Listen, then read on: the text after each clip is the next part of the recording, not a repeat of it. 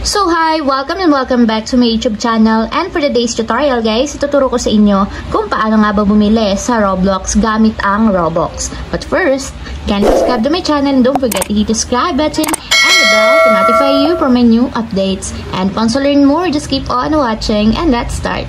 So ayan guys, for today's video, i-open lang natin ang ating Roblox account or yung ating Roblox app.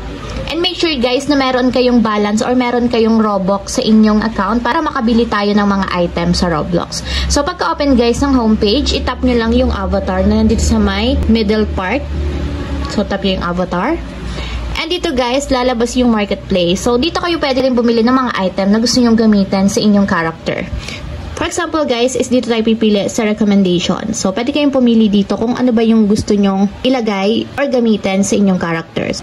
So once kasi guys na nag-tap kayo ng item, lalabas yung amount ng Robux kung magkano ba yung halaga niya. So for example guys, is tinap ko itong character na to.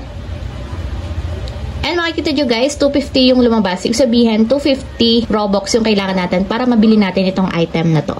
So, dito naman sa baba guys, meron na siyang price kung magkano yung kailangang Robux. So, ito 85, 85, 60. So, dito lang tayo mamili sa recommendation or yung basic na base ng aking character. So, for example guys, is ito yung bibilhin ko. Itap nyo lang yung gusto nyong item.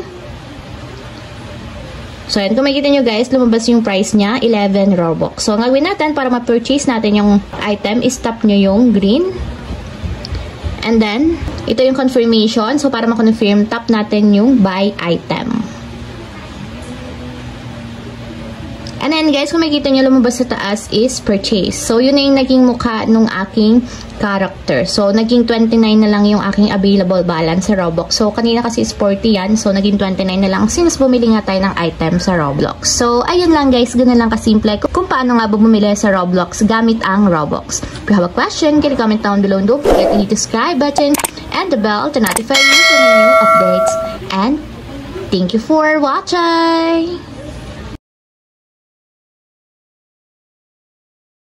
Living life, every day, late at night, not okay.